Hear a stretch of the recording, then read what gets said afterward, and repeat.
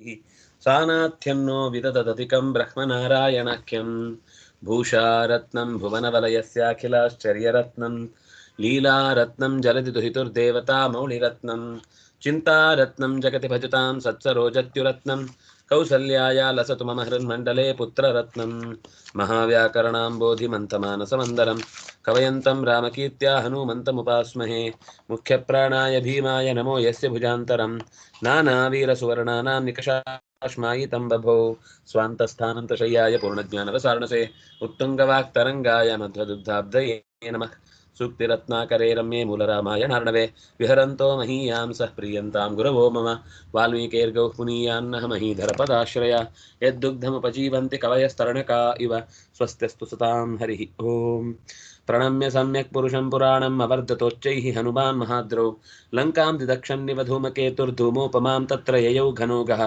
लाङ्गूलमाविद्य सरोषहर्षं सरोमहर्षं विकुच्य कर्णावलोक्य लङ्कां गिराववष्टभ्य करावुताङ्घ्री स उत्पतिष्यन् विरराजवीरः प्राणान् समायम्य समर्जुकायो ध्यायन् स योगी रघुप्रवीरम् व्यचीकसद्व्यक्तमथात्मतेजः फणासहस्रं फणिनामिवेशः स्यान्नः पुनर्दर्शनमित्युदीर्या सगद्गदं सन्नगिरः कपीन्द्रान् आह्लादयन् स्माहस मेघघोषः समेरुसङ्काशशत् तनुर्हनूमान् रामस्य भूम्नः शरवत्वरेया प्रेक्षेय सीतामुधुनैव नो चेत् लङ्कामहं पद्मवदाहरेयं बद्ध्वा दशास्यं पशुबद्धरेयं सिन्धूनथान्धून् इव शोषयेयं गिरीन् गुरून् कन्दुकवत् क्षिपेयम् सुरासुरान् अजवज्जयेयं तथापि देवीं ध्रुवमानयेयं समीरवद्धम सर्वजगद्वलेयं पश्येयमार्यां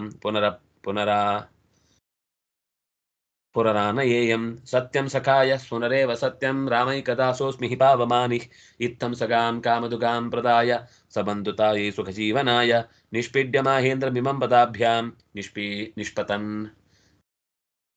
विनिष्पतन्नम्बरमाललम्बे तत्पीडितोद्रिर्भुवि मंक्षुमग्नो महाभराक्रान्त इव प्लवोऽप्सु अशुश्रुवंस्तत्र च धातुधारा वितारिते देह इवासुरधाराः पतत्यमुष्मिन् परिलोड्यमानात् शैलाच्छिला जालमधः स्पपात विद्याधराणां च तपस्विनां च ससुन्दरीकं कुलमुत्पपात रामप्रियां रामचरो दिदृक्षुर्नन्वेकपातेन ततार सिन्धुं तं विस्मयं वक्तुमिव त्रिलोक्यां पर्यानशे तस्य हि सिंहनादः देवोपदेव देवर्षिगणा अगण्याः वधूयुता विस्मयिनः क्षमाप्य ಆಗಿಲ್ಲಲ್ಲ ಹನ್ನೊಂದರಿಂದ ಆಗಬೇಕಿತ್ತ ಸರ್? ಮೇಘ ಅವ್ರು ಹೇಳಿ. ಅದು 11ರಿಂದ ಆಗಬೇಕಿತ್ತ ಸರ್? ರಾಮಪ್ರಿಯಾಂ ರಾಮಚರೋದಿರ್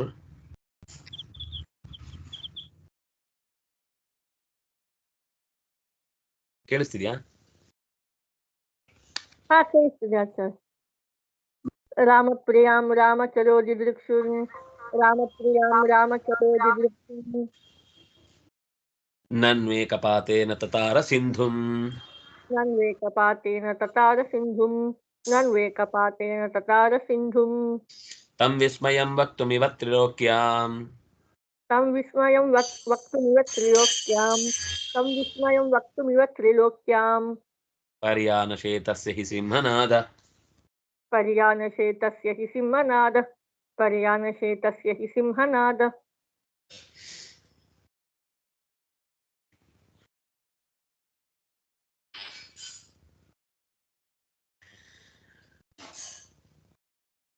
रामचरः रामप्रियां दिदृक्षुः सिन्धुं ननु एकपातेन ततार इत्येतादृशं तं विस्मयं वक्तुं तस्य हि सिंहनादः त्रिलोक्यां पर्यानशे.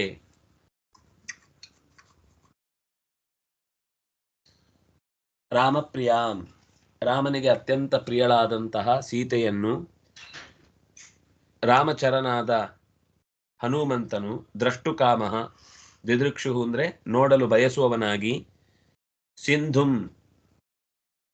ಸಮುದ್ರವನ್ನು ಏಕಪಾತೇನ ತತಾರ ಒಂದೇ ಹಾರುವಿಕೆಗೆ ದಾಟಿದ. ಈ ರೀತಿಯಾದ ಒಂದೇ ಏಟಿಗೆ ಅಷ್ಟು ದೂರವನ್ನ 100 ಯೋಜನೆಗಳಷ್ಟು ದೂರದ ಪರಿಕ್ರಮಣವನ್ನ ಮಾಡುವ ವಿಸ್ಮಯವನ್ನ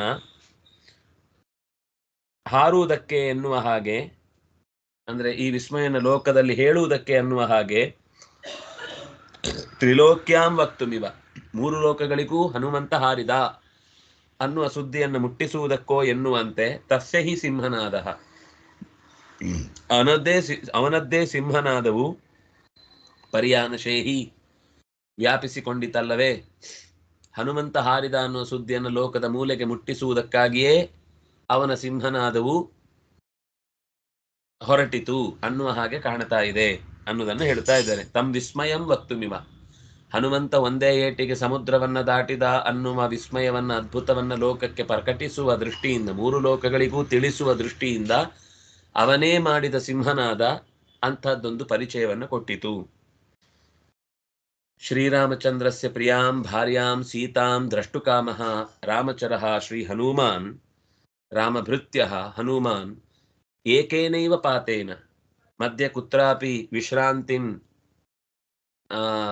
ನ ಸ್ವೀಕರೋಮೀತಿ ವಿಚಿಂತ್ಯ ಯಥಾ ಪಪಾತ ತತಾರ ಸಮುದ್ರಂ ತಂ ತತಾರ ಏತಾದೃಶಂ ವಿಸ್ಮಯಂ ಕಾರ್ಯಂ ತ್ರಿಲೋಕ್ಯಾಂ ಸರ್ವತ್ರ ವಕ್ತುಮಿಚ್ಛಾಮಿ ಇವ ವಕ್ತುಮಿಚ್ಛಾಮಿ ಇತಿವತ್ ತಸ್ಯ ಸಿಂಹನಾದಃ ಸರ್ವತ್ರ ವ್ಯಾಪ್ತೋ ಅಭೂತ್ ಇತಿ ಅಸ್ಮಿನ್ ಶ್ಲೋಕೆ ಉಚ್ಯತೆ. ರಾಮಸ್ಯ ಪ್ರಿಯಾ ರಾಮಪ್ರಿಯಾ ತಾಂ ರಾಮಪ್ರಿಯಾಂ ದ್ವಿತೀಯ ಭಕ್ತಿ ಏಕವಚನ. ರಾಮಸ್ಯ ಚರಃ ರಾಮಚರಃ ಪುಲ್ಲಿಂಗ ಪ್ರಥಮ ಏಕ. ಚರತೀತಿ ಚರಃ ರಾಮಚರಃ. ದಿದೃಕ್ಷುಃ ದ್ರಷ್ಟುಮಿಚ್ಛುಃ ದಿದೃಕ್ಷುಃ ಉಕಾರಾಂತ ಪುಲ್ಲಿಂಗ ಪ್ರಥಮ ಏಕ. ನನು ಅವ್ಯಯ. ದಿದೃಕ್ಷುರ್ನನು ರೇಫಾದೇಶ ವಿಸರ್ಗ ಸಂಧಿ. ನನು ಏಕಪಾತೇನ ನನ್ವೇಕಪಾತೇನ ಯಣ್.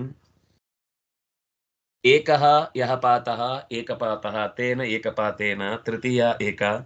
ತತಾರ ತೃಪ್ಲವನ ತರಣಯೋಃ ಲಿಟ್ ಪ್ರಥಮ ಏಕ. ಸಿಂಧುಂ ಉಕಾರಾಂತ ಪುಲ್ಲಿಂಗ ದ್ವಿತೀಯ ಏಕ. ತಂ ದ್ವಿತೀಯ ಏಕ. ವಿಸ್ಮಯಂ ದ್ವಿತೀಯ ಏಕ.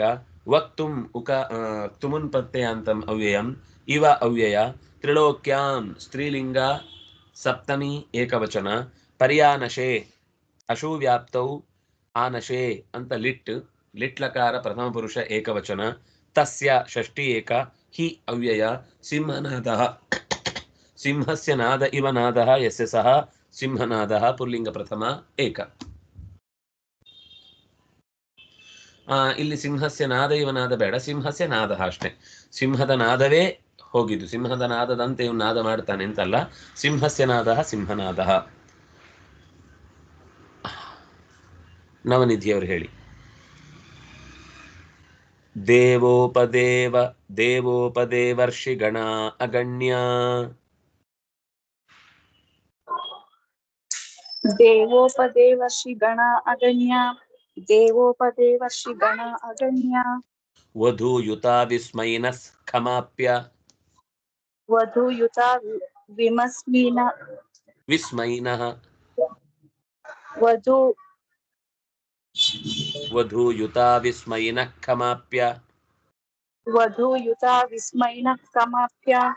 ವಧೂಯುತ ವಿಸ್ಮೈನಃ ಕಮಾಪ್ಯ.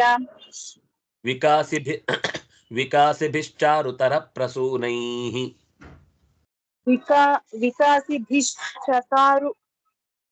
ಚಾರುತರ ಪ್ರಸೂನೈಃ. ಚಾರುತರ ಪ್ರಸೂನೈಃ. ಅಪೂಜಯಂಸ್ತಂ ನಯನಾಂಬುಜೈಶ್ಚ. ಅಪೂಜಯಂಸ್ತಂ ನಯನಾಂಬುಜೈಶ್ಚ. ಅಪೂಜಯಂಸ್ತಂ ನಯನಾಂಬುಜೈಶ್ಚ. ಅಪೂಜಯಂಸ್ತಂ ನಯನಾಂಬುಜೈಶ್ಚ. ದೇವದೇವರ್ಷಿಗಣಾಃ ದೇವ ಉಪದೇವರ್ಷಿಗಣಾಃ ಅಗಣ್ಯಾಃ ವಧೂಯುತಾಃ ವಿಸ್ಮೈನಃ ಖಂ ಆಪ್ಯ ವಿಕಾಸಿಭಿಃ ಚಾರುತರ ಪ್ರಸೂನೈಃ ನಯನಾಂಬುಜೈಶ್ಚ ತಂ ಅಪೂಜಯನ್. ದೇವತೆಗಳು, ಗಂಧರ್ವ ಕಿನ್ನರ ಕಿಂಪುರುಷ ಸಿದ್ಧಚಾರಣ ವಿದ್ಯಾಧರರು ಅನ್ನುವ ಉಪದೇವತೆಗಳು, ಸಪ್ತರ್ಷಿಗಳೇ ಮೊದಲಾದ ಋಷಿಗಣಗಳು, ಲೆಕ್ಕವಿಲ್ಲದಷ್ಟು ಆಕಾಶದ ಮೋಡಗಳ ಮರೆಯಲ್ಲಿ ಸೇರಿಕೊಂಡಿದ್ದಾರೆ. ಅಗಣ್ಯ, ಅವರನ್ನು ಎಷ್ಟು ಅಂತ ಲೆಕ್ಕ ಹಾಕ್ಲಿಕ್ಕೆ ಸಾಧ್ಯ, ಅಷ್ಟು ದೊಡ್ಡ ಗುಂಪನ್ನ ಅಲ್ಲಿ ಆಕಾಶದಲ್ಲಿ ನೋಡ್ತಾ ಇದ್ದಾರೆ. ಕೇವಲ ಅವರು ಮಾತ್ರ ಅಲ್ಲ, ವಧೂಯುತ, ಅವರ ಮಡದಿಯರ ಜೊತೆಗೇ ಇದ್ದಾರೆ.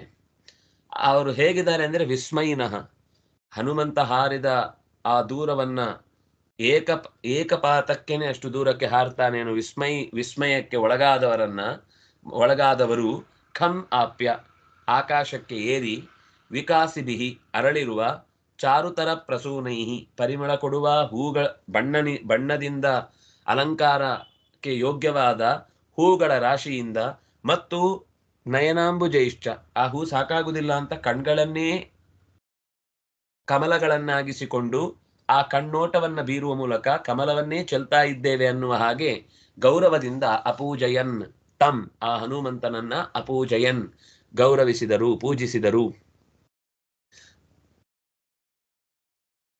ಅಂದ್ರೆ ಚೆನ್ನಾಗಿ ಗಮನಿಸಿದ್ರು, ಚೆನ್ನಾಗಿ ಕಣ್ಣು ಬಿಟ್ಟು ಆಸೆಯಿಂದ ಅವನ ಆ ಮಹಾಪ್ರಯಾಣಕ್ಕೆ ಕಣ್ಣಾದ್ರು, ಸಾಕ್ಷಿಯಾದ್ರು ಅಂತ ಹೇಳ್ತಾ ಇದ್ದಾರೆ.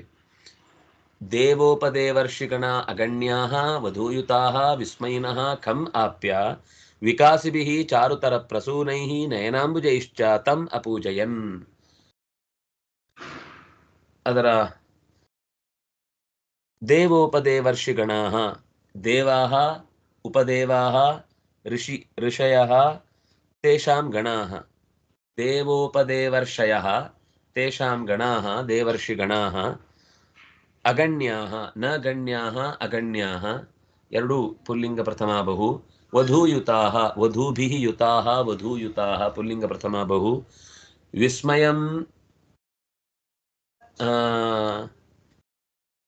ವಿಸ್ಮಯಂ ಪ್ರಾಪ್ತಾಃ, ವಿಸ್ಮಯಿನಃ ಅನ್ನೋದು ವಿಸ್ಮಯಃ ಯೇಷಾಂ ಅಸ್ತೀತಿ ವಿಸ್ಮಯಿನಃ, ವಿಸ್ಮಯವು ಇವರಲ್ಲಿ ತುಂಬಿಕೊಂಡಿದೆ, ಪುಲ್ಲಿಂಗ ಪ್ರಥಮ ಬಹು. ಖಂ ದ್ವಿತೀಯ ಏಕ ನಪುಂಸಕಲಿಂಗ, ಆಕಾಶ ಅಂತ ಅರ್ಥ. ಖಂ ಆಪ್ಯ, ಆಕಾಶವನ್ನು ಸೇರಿ, ಲೆಪ್ರತ್ಯಯ ಅಂತಮವ್ಯಯಂ. ವಿಕಾಸಿಭಿಹಿ, ವಿಕಾಸ ಅಂದ್ರೆ ಅರಳಿದ್ದು, ವಿಕಾಸಿಭಿಹಿ ಚಾರುತರ, ಚಾರು ಅಂದ್ರೆ ಚಂದ, ತರ ಅಂದ್ರೆ ಚಂದದಲ್ಲಿ ಚಂದ, ಚಂದದಲ್ಲಿ ಚಂದವಾದ ಹೂಗಳನ್ನ, ಪ್ರಸೂನ ಅಂದ್ರೆ ಹೂಗಳು, ಚಾರುತರ ಪ್ರಸೂನೈಹಿ, ಚಂದದಲ್ಲಿ ಚಂದಗಳೆನಿಸಿದ ಬಣ್ಣದಿಂದಲೋ ಪರಿಮಳದಿಂದಲೋ ಅತ್ಯಂತ ಮೆಚ್ಚುಗೆಯನ್ನ ತರುವಂತಹ ಹೂಗಳ ರಾಶಿಯಿಂದ, ನಯನಾಂಬುಜೈಶ್ಚ ಅಪೂಜಯನ್, ಪೂಜಯತಿ, ಲಂಗ್ ಅಪೂಜಯನ್, ಲಂಗ್ ಪ್ರಥಮ ಬಹು, ತಂ ದ್ವಿತೀಯ ವಿಭಕ್ತಿ ಏಕವಚನ, ನಯನಾಂಬುಜೈಹಿ ತೃತೀಯ ವಿಭಕ್ತಿ ಬಹುವಚನ. ವಿಕಾಸಿಭಿಃ ಚಾರುತರ ಪ್ರಸೂನೈಃ ನಯನಾಂಬುಜೈಃ, ನಯನಾನಿ ಏವ ಅಂಬುಜಾನಿ ನಯನಾಂಬುಜಾನಿ ತೈಃ ನಯನಾಂಬುಜೈಃ.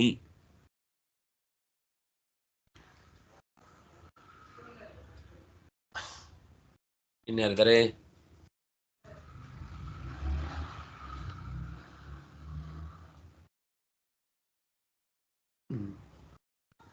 ವಾರುಣಿಯವರು ಹೇಳಿ.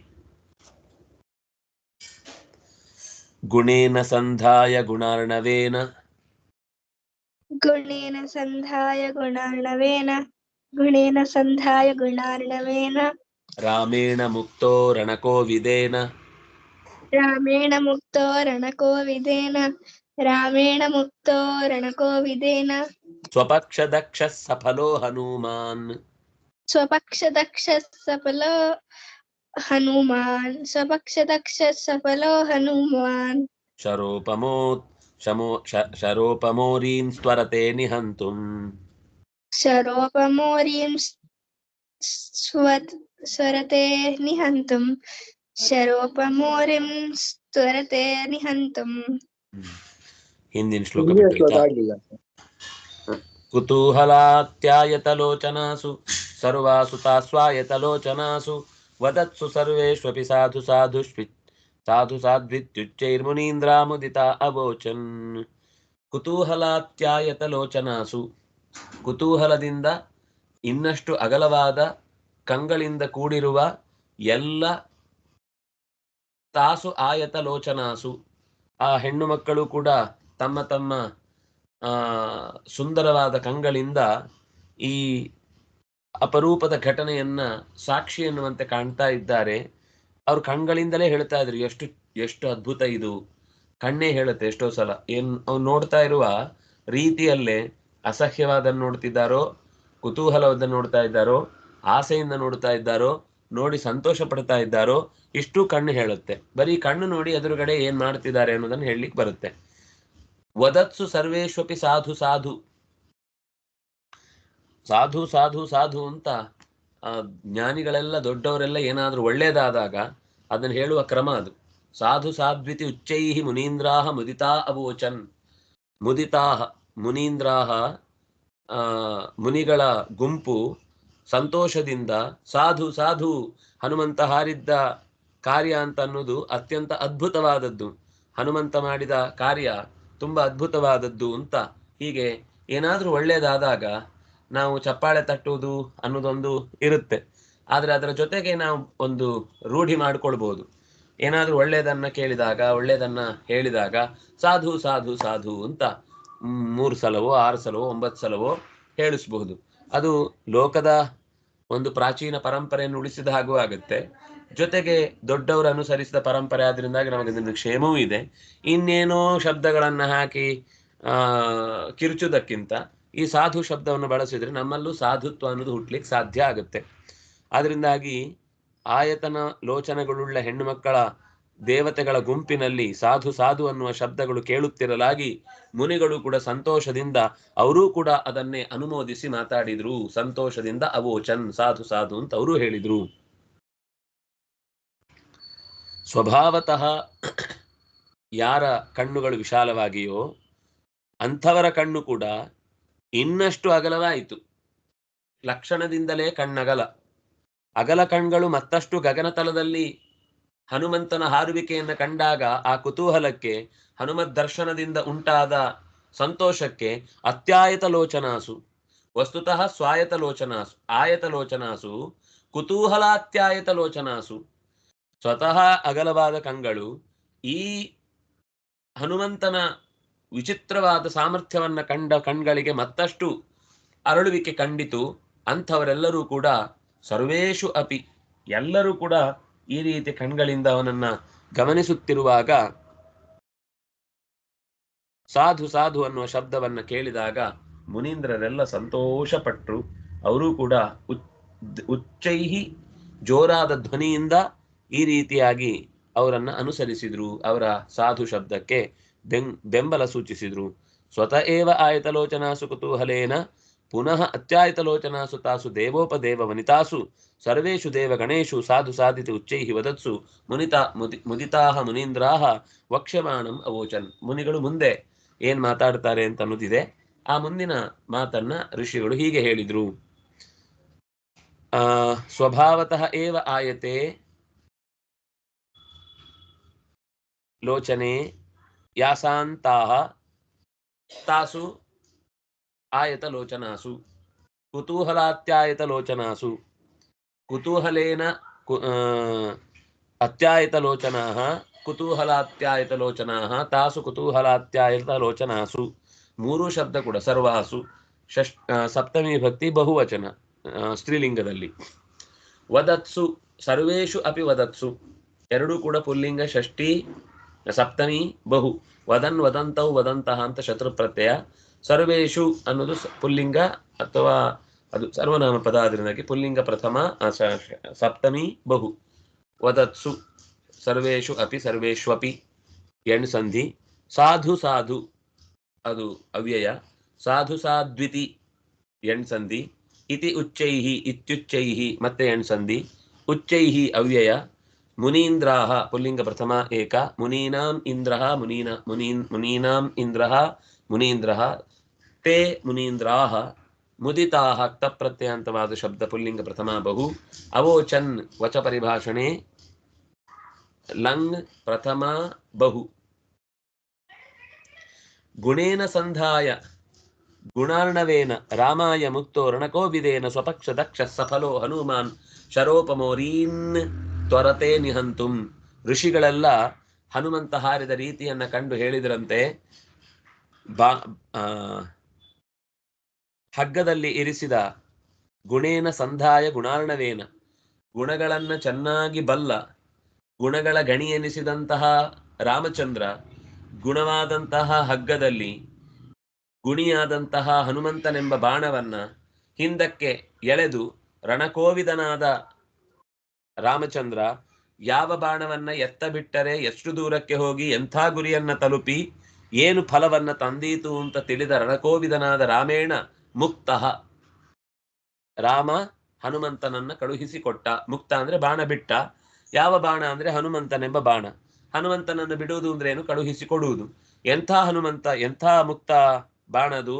ಸ್ವಪಕ್ಷ ದಕ್ಷ, ಒಳ್ಳೆಯ ಚಂದದ ಪಕ್ಷದಿಂದ ಕೂಡಿದೆ ಮತ್ತು ತನ್ನ ಪಕ್ಷವಾದ ರಾಮಚಂದ್ರನ ವಿಷಯದಲ್ಲಿ ನಿಷ್ಠೆ ಇದೆ. ಅಲ್ಲಿಗೆ ಹೋದ್ಮೇಲೆ ಪಕ್ಷ ಚೇಂಜ್ ಮಾಡಿ ಪಕ್ಷಾಂತರ ಆಗಿ ಬರುವಂಥವನಲ್ಲ. ಅಲ್ಲಲ್ಲಿಯೇ ಹೋಗಿ ಅವರವರಿಗೆ ಬೇಕಾದಷ್ಟು ಹಣ್ಣು ಹಂಪಲು ಎಲ್ಲ ಸಿಗುತ್ತೆ, ಇಲ್ಲೇ ತಿಂದಿದ್ದು ಬಿಡ್ತೇನೆ ಅಂತ ಯೋಚನೆ ಮಾಡುವ ತಾರನಂತಹ ಅವ್ಯವಸ್ಥೆಯ ಚಿತ್ತವುಳ್ಳವನಲ್ಲ. ಸಫಲ, ಮಾಡಿದ ಕೆಲಸವನ್ನ ಕೊನೆ ಮುಟ್ಟಿಸುವವನು. ಹನುಮಾನ್ ಶರೋಪಮಃ, ಶರದಂತೆ ಬಾಣದಂತೆ ಕಾಣಿಸುತ್ತಿರುವವನು. ಅರಿನ್ ನಿಹಂತುಂ ತ್ವರತೆ, ಶತ್ರುಗಳನ್ನ ಕೊಲ್ಲುವುದಕ್ಕೆ ತಡವಾಗುತ್ತೆ ಅಂತ ಗಡಿಬಿಡಿ ಮಾಡಿದಂತೆ ಹನುಮಂತ ಹೋಗ್ತಾ ಇದ್ದಾನೆ ಅಂತ ಋಷಿಗಳು ಹನುಮಂತ ಹೊರಟ ವೇಗವನ್ನ, ಹನುಮಂತನ ಹೋಗುವ ಪರಿಯನ್ನ ಈ ರೀತಿ ವರ್ಣಿಸ್ತಾ ಇದ್ದಾರೆ. ಗುಣಾರ್ಣವೇನ ರಣಕೋವಿದೇನ ರಾಮೇಣ ಗುಣೇನ ಸಂಧಾಯ ಮುಕ್ತಃ. ಕಃ ಮುಕ್ತಃ? ಸ್ವಪಕ್ಷದಕ್ಷಃ ಸಫಲಃ ಹನುಮಾನ್ ಶರೋಪಮಃ ಮುಕ್ತಃ. ಮುಕ್ತಃ ಹನುಮಾನ್ ಕಿಂ ಕರೋತಿ? ಅರೀನ್ ಹಂತುಂ ತ್ವರತೆ, ಅರಿಗಳನ್ನ ಕೊಲ್ಲಲು ಸಿದ್ಧನಾಗಿದ್ದಾನೆ ಅಂತ ಹೇಳ್ತಾ ಇದ್ದಾರೆ. ಗುಣೇನ ತೃತೀಯ ಏಕ, ಸಂಧಾಯ ಲೆಪ್ರತ್ಯಯಾಂತಮವ್ಯಯಂ, ಗುಣಾರ್ಣವೇನ ಗುಣಾನಾಂ ಅರ್ಣವಃ ತೇನ ಗುಣಾರ್ಣವೇನ ತೃತೀಯ ಏಕ, ರಾಮೇಣ ತೃತೀಯ ಏಕ, ಮುಕ್ತಃ ಕ್ತಪ್ರತ್ಯಯಾಂತ ಶಬ್ದ ಪುಲ್ಲಿಂಗ ಪ್ರಥಮ ಏಕ, ರಣೇಶು ಕೋವಿದಃ ರಣಕೋವಿದಃ ತೇನ ರಣಕೋವಿದೇನ ತೃತೀಯ ವಿಭಕ್ತಿ ಏಕವಚನ, ಸ್ವಸ್ಯ ಪಕ್ಷಃ ಸ್ವಪಕ್ಷಃ ಸ್ವಪಕ್ಷೇ ದಕ್ಷಃ ಸ್ವಪಕ್ಷದಕ್ಷಃ ಪುಲ್ಲಿಂಗ ಪ್ರಥಮ ಏಕ, ಫಲೈಃ ಸಹಿತಃ ಸಫಲಃ ಪುಲ್ಲಿಂಗ ಪ್ರಥಮ ಏಕ, ಹನುಮಾನ್ ಮತು ಪ್ರತ್ಯಯಾಂತ ಶಬ್ದ ಪುಲ್ಲಿಂಗ ಪ್ರಥಮ ಏಕ, ಶರಸ್ಯ ಉಪಮಾ ಇವ ಶರೋಪಮಃ, ಅದು ಹನುಮಂತನಿಗೆ ವಿಶೇಷಣ ಆದದ್ರಿಂದಾಗಿ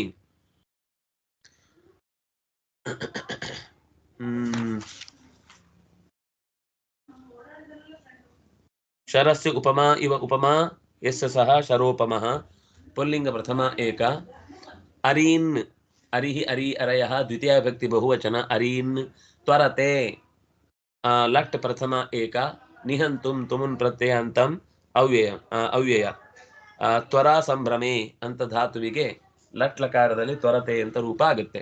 ಇದಿಷ್ಟು ಈ ಪದ್ಯದ ವಿಷಯದಲ್ಲಿ ಬಂದ ಸಂಗತಿ. ಮತ್ತೆ ಮುಂದೆ ನಾಳೆಯ ಚಿಂತನೆಯಲ್ಲಿ ಅದರ ಅನುಸಂಧಾನ ಮಾಡೋಣ ಅಂತ ಹೇಳ್ತಾ ಶ್ರೀಕೃಷ್ಣಾರ್ಪಣಮಸ್ತು. ಗೋವಿಂದ ಗೋವಿಂದ.